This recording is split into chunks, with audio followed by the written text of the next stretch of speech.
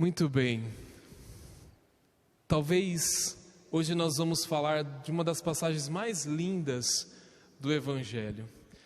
Mas, entre tantos aspectos que nós poderíamos falar dessa passagem, hoje eu queria falar exatamente de um, que é o aspecto da obediência. Bom, imagine vocês, Jesus está falando para a multidão, ótimo, está lá falando para a multidão, e elas se apertavam tanto que ele resolve pegar um barco para se afastar um pouco das pessoas. E vocês sabem que no oceano, ou melhor, no mar, ou no caso, esse mar que não é mar, que é o lago de Genezaré, pelo seu grande tamanho, o vento sopra ao contrário, ou seja, em direção ao continente. Então, obviamente que isso faria com que a voz de Jesus alcançasse melhor a multidão que estava por ali. E Pedro, em algum lugar, escutava o que Jesus estava falando. Porque você imagina, Pedro, ele precisava ter olhado para Jesus naquele momento e dito assim: olha, esse homem sabe o que está falando, ele não é qualquer pessoa. E ele escutava aquilo, por quê? Porque o homem tinha pescado a noite inteira, chegou cansado da pesca, e esse menino, Pedro, pescava desde criança. Ele morava ali na região de Cafarnaum, ou seja, ele é pescador desde quando nasceu. Ele aprendeu a profissão do seu pai, ele sabia o que significa uma pesca, ele tinha experiência. Veio um carpinteiro de Nazaré, e depois que o cara passou a noite inteira sem pescar, veio um carpinteiro de Nazaré e fala para ele assim: vamos pescar, que você vai pegar peixe. Não tem lógica nenhuma. Um carpinteiro que nem perto da água morava, vem falar para um pescador que ele devia ir pescar. Mas Pedro tinha escutado a palavra de Jesus. E essa palavra de Jesus, porque Pedro diz assim: olha, eu pesquei a noite inteira, não peguei nada, mas em atenção à tua palavra, eu vou lançar as redes. E aí se desenvolve toda a história, eles pegam muito peixe, tem que chamar outro barco para vir ajudar a recolher os peixes. Mas quando Pedro vê aquilo, e isso aconteceu comigo e também com você, quando nós vemos o que Deus pode fazer na nossa vida, o que acontece? Quando nós nos deparamos com a grandeza de Deus, o que acontece? Quando nós olhamos para o tamanho, para a eternidade, por quanto tempo é passageira, a nossa vida é uma pequenez diante de todo esse mundo. Quando nós olhamos para a grandeza de Deus, o que acontece? Nós nos sentimos pequenos, fracos. Tanto que Pedro tem uma reação, porque Pedro é um sanguíneo e ele reage de maneira muito, às vezes até agressiva e muito rápida. Ele tem uma reação que diz assim: olha, Senhor, afasta-se de mim porque eu sou pecador, não fica perto de mim. É essa sensação também que nós, de vez em quando, temos na vida. Deus é tão grande, meu Deus, e eu não consigo corresponder ao mínimo do que Ele é, do que Deus é, ou do que Ele faz por mim. Eu sou um pecador, eu sou fraco. Essa é uma reação muito própria da vida cristã, de quem realmente conhece a Deus. Faz isso que Pedro fez, se reconhece pequeno, fraco, mas Deus, na sua bondade e misericórdia, diz assim: mas é com essa fraqueza que você tem que eu quero contar. São Paulo entendeu isso muito bem, e é por isso que ele escreve isso aos Colossenses na primeira leitura. Hoje nós estamos no comecinho da carta aos Colossenses. Ele mesmo que disse: olha, eu aprendi que é na fraqueza é que eu sou forte.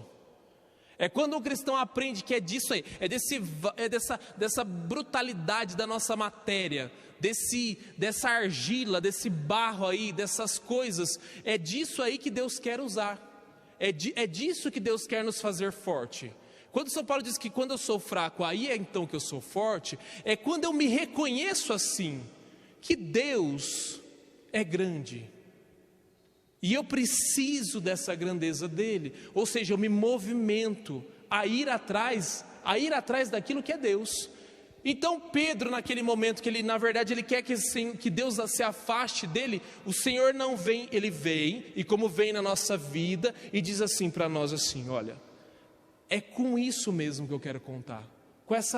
Com você, do jeito que você é. E eu vou te fazer pescador de homens. Então, eu preciso assumir a minha fraqueza, assumir quem eu sou. E Pedro faz isso e fala, tudo bem, então eu sigo. E ele segue realmente a Jesus. Mas ele segue a Jesus tendo clareza de que ele precisa obedecer a Jesus. Em atenção à tua palavra, eu vou lançar as redes. E tudo o que acontece na vida de Pedro, na sequência, é em razão de uma obediência. Eu escuto a Deus, eu me sinto fraco diante de Deus, mas eu assumo seguir esse caminho, mas eu assumo seguir um caminho de obediência. E então a vida de Pedro, mesmo na sua fraqueza, começa a mudar, porque ele é obediente, porque a obediência é quem gera a providência de Deus.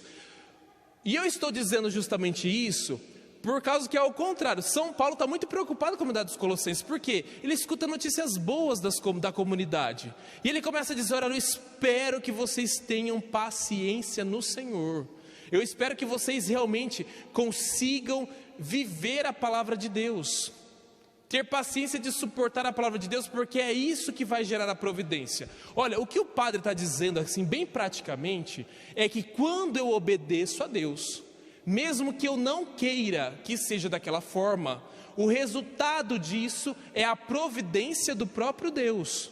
A obediência gera providência. Se eu não vivo a obediência, eu anulo a providência da minha vida. Olha só, vou dizer para você aqui praticamente o que significa isso. Por exemplo, há algumas semanas alguém me procura e diz assim, padre, eu quero casar. Mas agora na pandemia, não tem como fazer o casamento e tudo mais, então nós vamos ter filhos antes de casar. Nós vamos ter filho e depois nós casamos. Pode ser assim? E eu digo, não.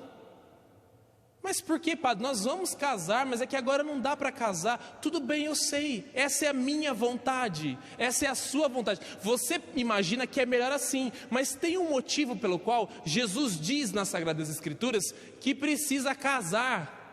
Jesus não fica jogando conversa à toa ou construindo coisas à toa. Isso tem um sentido para ser assim. Filha, escuta, casa primeiro. Hoje em dia para casar, não precisa para que pompa. Você pode casar até na sacristia. Está lá nos documentos da igreja. Vem as duas alianças, arranja uma testemunha, o padre faz o casamento, abençoa, coloca a aliança, pronto, está casado. Para que ficar complicando uma coisa, uma situação? Seja obediente a Deus. Seja obediente a Deus, que provavelmente a sua geração, os filhos que vocês vão querer ter, serão abençoados. Como é que eu já quero, olha só, eu quero ter filhos, mas eu já quero ter filhos do meu jeito. E depois eu quero que a vida continue sendo do jeito que eu quero. A vida não funciona desse jeito, não adianta. A obediência, ela existe por um motivo próprio, que é justamente a proteção de Deus sobre a sua vida, é a realização dos maiores projetos que Deus tem para você na sua vida, é a realização daquela promessa que Deus tem para você, aquele barro amassado, como amassou Adão e Eva, constitui aquele sopro de vida. Quando Deus coloca um sopro de vida em você, Ele coloca dentro de você potencialidades e coisas que só você vai realizar nessa vida. Quando você pega aí esses risquinhos que tem no seu dedo, a impressão digital, por que usam impressão digital? Porque só você tem a sua. Existe uma combinação nesses risquinhos que nunca mais ninguém vai ter. Podem fazer um clone de você, não vai ter. É só você e mais ninguém. Porque existe um projeto de Deus dentro de você, e por isso você precisa se colocar na obediência de Deus dentro desse projeto.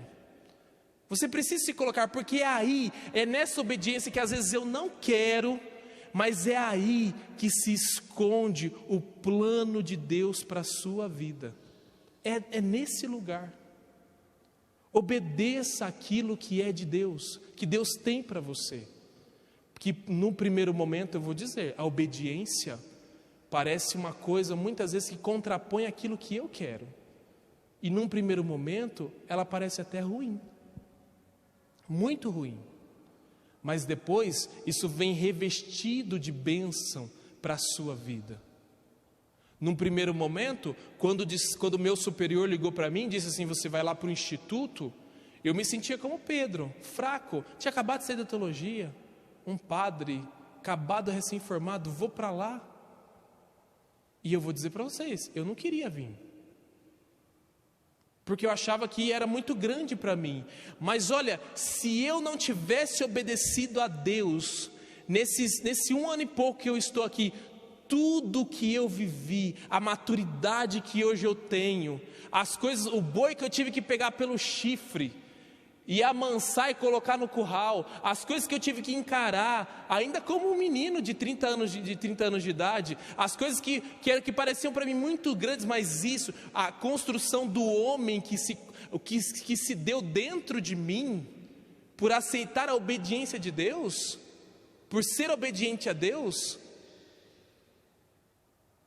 eu não podia nem imaginar, porque a obediência gera a providência de Deus. Quando Deus te pede algo, Ele não está te pedindo algo para te enfiar no buraco, para te pedir um sacrifício, ou simplesmente para te fazer infeliz. Quando Deus nos pede, e pode reparar, as pessoas mais infelizes, faz uma leitura da história dela, nunca foi obediente. Nunca foi obediente aos pais, nunca foi obediente aos professores, nunca foi obediente à sua própria vida, nunca foi obediente às suas próprias fraquezas, ela nunca foi obediente.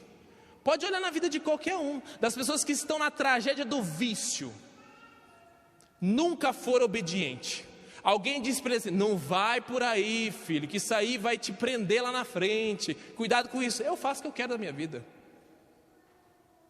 Pode olhar que a história, a tragédia humana da humanidade é de pessoas que não sabem escutar, não sabem obedecer, não souberam fazer isso na sua vida. Por isso, assim como Pedro, em atenção à tua palavra, eu lançarei as redes. Traga isso para a tua vida, para o teu coração. Deixa Deus conduzir o futuro. Não queira você ser o dono do futuro, porque você não é. Deixa Ele conduzir. No instante de silêncio, entregue o seu futuro a Deus. Entregue os próximos passos da sua vida. Entregue aquilo que você projeta, que você sonha. Entregue seus sonhos, para que eles não virem ilusões, para que você saiba aceitar a vontade de Deus no seu coração. Simplesmente reze assim com o Padre: Senhor, eu vos peço para o meu passado, a tua misericórdia, para o meu presente, o teu amor, e para o meu futuro, a tua providência. Amém. Amém. Apresentemos as nossas ofertas.